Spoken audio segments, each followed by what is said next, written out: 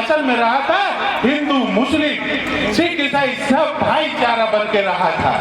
और वही चीज अब आप देख लीजिए जो आज सत्ता में जो सरकार चल रही है, इन्होंने कोई किसी को ना तो रोजगार दिया है, किसान भी परेशान है, नौजवान भी परेशान है, और सिर्फ अगर इन्होंने किया है तो हिंदू मुस्लिम पे बांटने का काम हम तुम लोगों को किया है साथी। मैं ज्यादा कुछ ना कह करके, क्योंकि हमारे सीनियर नेता यहाँ बैठे हुए हैं और आप लोग भी सुबह से बहुत इंतजार देख रहे हैं, मैं तो केवल आपसे इतना उम्मीद रखूंगा और एक गुजारिश करूंगा कि मैं पूर्व में जब यहाँ लोकसभा का चुनाव लड़ा तो आप लोगों ने बहुत ही ईमानदारी से, बहुत ही मेहनत से और बहुत ही प्यार से मुझे प्यार और आशीर्वाद दिया।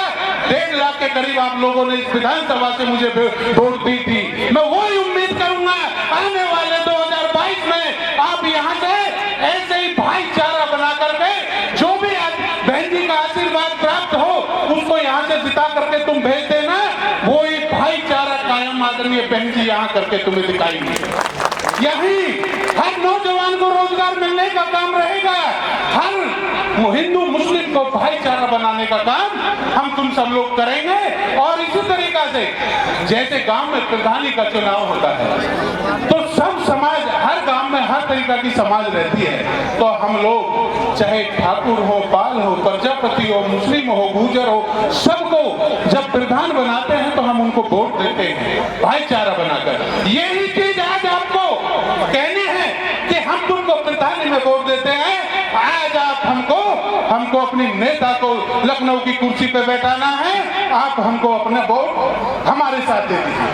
आप सबको अपने गांवों से लेकर के और यहाँ से खुर्जा विधानसभा से अपना विधायक चुन करके भेजना है। मैं आपसे यही विनती करता हूँ, अपने रोजगार के लिए अगर जो आदमी हक की लड़ाई लड़ रहा है उनका सिर फोड़ने का काम आज इस भारतीय जनता पार्टी में हो रहा है। जो हमारे अन्नदाता हैं, मैं भी किसान परिवार का बेटा हूँ, जिनसे इस देश की रोजी रोटी चलती है, जिनसे इस देश का पालन पोषण होता है, उनको ये गवर्नमेंट आतंकवादी बताती है, खालिस्तानी बताती है और उनका सिर फोड़ने का भारतीय जनता पार्टी काम करती है।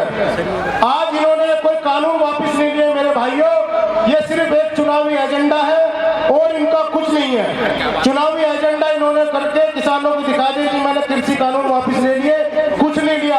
आप लोगों को इनके बहकावे में नहीं आना भाई साहब। और आपको एक बात और ध्यान रखनी है, आज हमारी बहुजन समाज पार्टी इतनी स्ट्रॉन्ग पार्टी है कि समाजवादी पार्टी तो क्या, भारतीय जनता पार्टी भी हमारे सामने टिकने वाली नहीं है।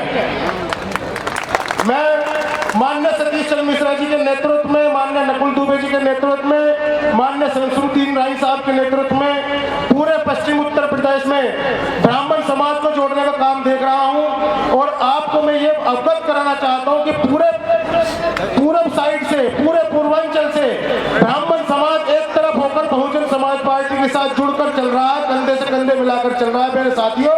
और उनके साथ साथ सर्व समाज, चाहे वो गुर्जर समाज हो, चाहे वो वैश्य समाज हो, चाहे वो प्रजापति समाज हो, कश्यप समाज, सैन समाज, धोबी समाज, जहां तक की सर्व समाज की पार्टी आज बहुजन समाज पार्टी बन चुकी है मेरे साथियों।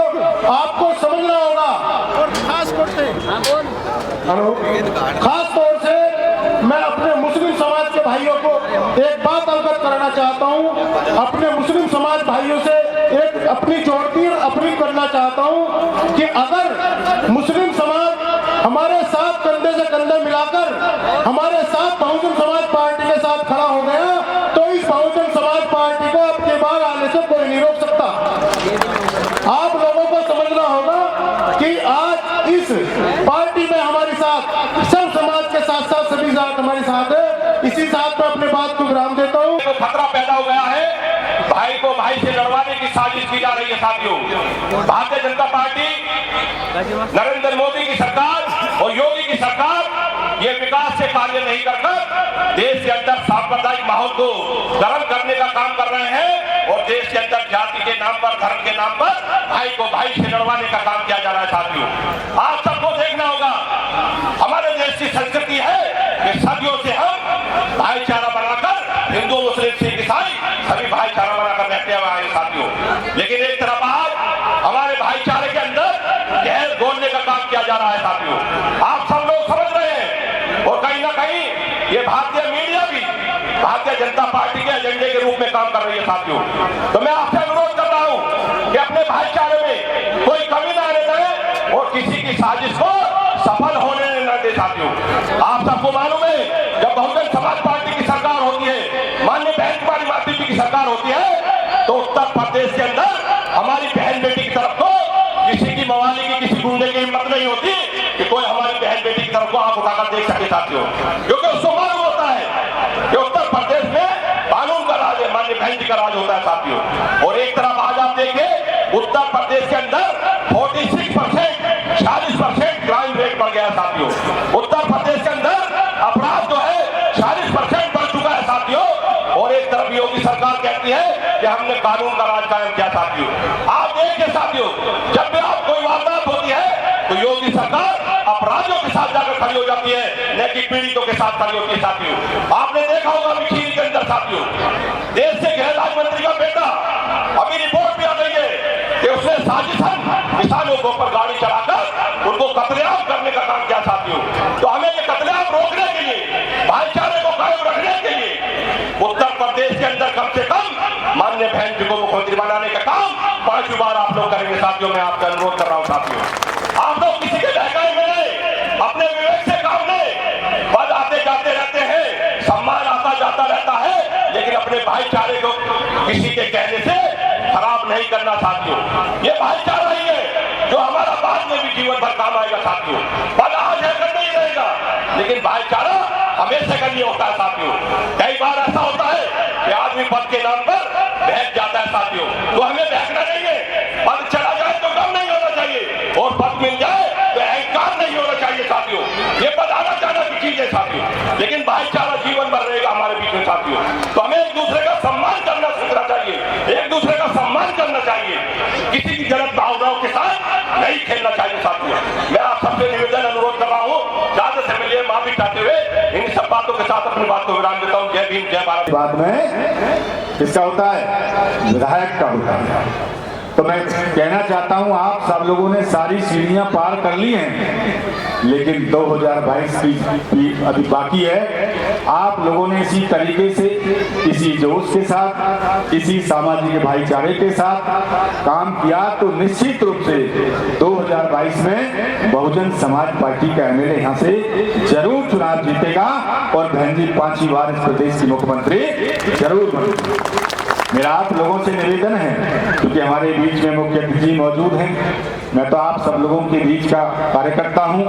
सम्मानित साथियों, 4 बार की सरकार में बहन कुमारी माधवी जी ने जिस समाज के लिए, जिस धर्म के लोगों के लिए जो काम किए हैं, आपको सिर्फ इतना करना है कि उन सारे कामों को जन जन तक पहुंचाने का आप सब लोग काम करें। यदि उन सारे कार्यों को आप लोगों ने हर जनमानस तक पहुंचाने का काम कर लिया, तो जैसे 2007 में लोग कहते थे कि कहीं बहुजन समाज पार्टी की सरकार नहीं आ रही, लेकिन जिस दिन चुनाव आया तो विरोधी पार्टियां पस्त हो गई, अचंबा करने लगी। इसलिए आप सब लोग उसी तर्ज पर सब समाज के लोगों के बीच में जाकर के और उनके बीच में जाकर के जो माननीय बहन जी ने कार्य किए हैं उनको बताने का आप लोग काम करेंगे, सामाजिक भाईचारे को मजबूत करने का काम करेंगे, तो निश्चित रूप से आपको सफलता मिलेगी। सभी को बहुत बहुत धन्यवाद। जय भीम, जय भारत। खुदा।